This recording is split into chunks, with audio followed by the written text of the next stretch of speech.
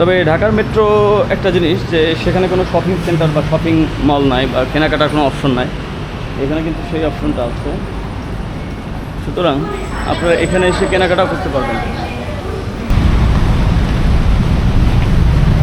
আজকে আপনাদের ঢাকার মেট্রো এবং ব্যাংককের মেট্রোর মধ্যে কী ধরনের পার্থক্য রয়েছে, সাদৃশ্য রয়েছে, সেগুলো জানার চেষ্টা করব।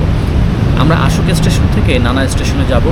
স্টেশনের যে পরিবেশ তা দেখে মনে হচ্ছে যে সাধারণ মানুষের মাঝে ব্যাপক জনপ্রিয়তা রয়েছে এই মেট্রো রেলের। এখানে নিচে যে যানবাহনগুলো রয়েছে তার থেকে বেশি ব্যবহৃত হয় হচ্ছে এই মেট্রো, কারণ মেট্রো এই ব্যাংককের অধিকাংশ গুরুত্বপূর্ণ জায়গাগুলোতে মেট্রো যায়, ফলে সাধারণ মানুষ কিন্তু এই মেট্রো সবচেয়ে বেশি ব্যবহার করে। এবং আমরা হচ্ছে এতক্ষণ পাতাল মেট্রো রেলে আমরা উঠছিলাম, এবার হচ্ছে আমরা দেখব যে ব্যাংককের উড়াল মেট্রো রেল কেমন, এবং সেটার জন্য আমরা উড়াল মেট্রো রেলে করে এই আশোক স্টেশন থেকে নানা স্টেশনে যাব।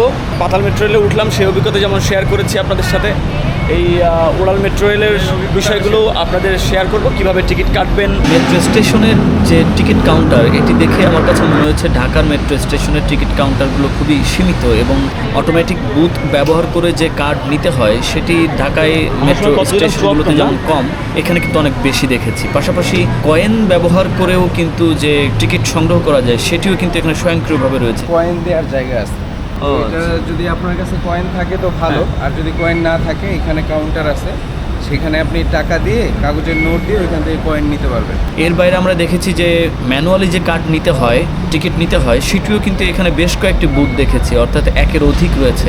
অর্থাৎ এখানে সাধারণ মানুষের কথা বিবেচনা করে কিন্তু তারা টিকিট নেওয়ার যে বিভিন্ন অপশন, ভ্যারাইটিস অপশন, সেটি কিন্তু তারা এখানে রেখেছে। এটি কিন্তু বড় পার্থক্য ঢাকার মেট্রো এবং ব্যাংককের মেট্রোর মধ্যে। আপনারা চাইলে এখানে সেলফ টিকিট সিস্টেম আছে, সেটাও করতে পারেন। আর এখানে হচ্ছে ফিজিক্যাল টিকিট সিস্টেমের জন্য এখানে দাঁড়াতে হবে। যাদের কাছে কার্ড নাই বা ওইটা ব্যবহার করতে পারেন না, তারা হচ্ছে এখানে ম্যানুয়ালি কেটে নেবেন। ম্যানুয়ালি কেটে নিলে আপনাদের জন্য সুবিধা হবে, কিছু দিক নির্দেশনাও পাবেন। 2% and we are going to Nana station. 34 baht. 34 baht. 34. 24. আমরা হচ্ছে 24 বাদ দিতে হবে। আমি 25 বাদ দিলাম। 34. 34. This 25. কাল তখন তো তাই করলাম রে, তাই বললাম। ওকে,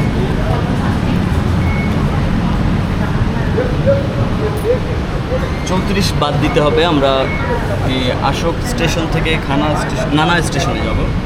তো আমি প্রথম কথা ছিল না, আমি 100 টাকার নোট দিয়েছি, 100 বাতের নোট দিয়েছি। Thank you. Okay, welcome. আমাকে তারা ফিরিয়ে দিয়েছে টিকিট সহ। ওকে,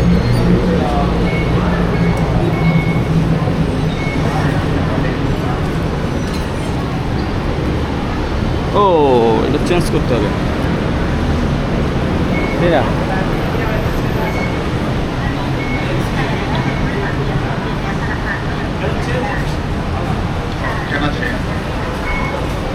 but you give me thank you. ছেড়ে টাকা দিছিল, পরে হচ্ছে গিয়ে আমার ছেড়ে টাকা দিছিল, পরে আমরা চেঞ্জ করে নিলাম। আমরা আশুক স্টেশন থেকে নানা স্টেশনে যাওয়ার জন্য দুজনের টিকিটের দাম পড়েছে 17.34 বাত, অর্থাৎ আমি যদি 3 টাকা 99-90 পয়সা হিসাব করি বা 4 টাকা হিসাব করি তাহলে প্রায় 68 টাকার মতো পড়ে, বা তার একটু 60 টাকাও যদি ধরি সেটাও বাংলাদেশের হিসাবে অনেক বেশি। যদিও বাংলাদেশের এই যে মেট্রো রেলের যে ভাড়া সেটি নিয়ে অনেক বিতর্ক রয়েছে, এটি অনেক বেশি, আদতে আসলেই বেশি। সেটা হচ্ছে এমন যে বাংলাদেশের টাকার মান অনুযায়ী অন্যান্য দেশের টাকার মানের হিসাব করলে দেখা যাচ্ছে যে বাংলাদেশের ভাড়াটা অনেক বেশি। আমরা এখন ঢুকে পড়লাম, এখন মেট্রোর জন্য উপরে উঠতে হবে। আমরা মেট্রোর জন্য উপরে উঠবো। তো যারা হচ্ছে বুঝবেন না, তারা এখানে ইনফরমেশন ডেস্ক আছে, তো ইনফরমেশন ডেস্ক থেকে আপনারা কিন্তু বুঝে নিতে পারেন। সো ঘাবড়ানোর কিছু নাই, আপনারা চাইলে মানে এদের কাছে জিজ্ঞেস করলে হবে, কিন্তু এরা একটু ইংলিশ কম বুঝে, তারপরেও একটু বুঝিয়ে দিতে হবে। শুধু স্থানের নাম বলতে হবে, আপনারা স্থানের নামগুলো বললেই দেখা যাচ্ছে ওনারা আপনাদেরকে ক্লিয়ার করে বলতে পারবে। তো এখানে একটা মেট্রো দাঁড়িয়ে আছে অলরেডি, আমরা যদি পারি তাহলে আমরা চলে যাব। পরেরটাই যাই।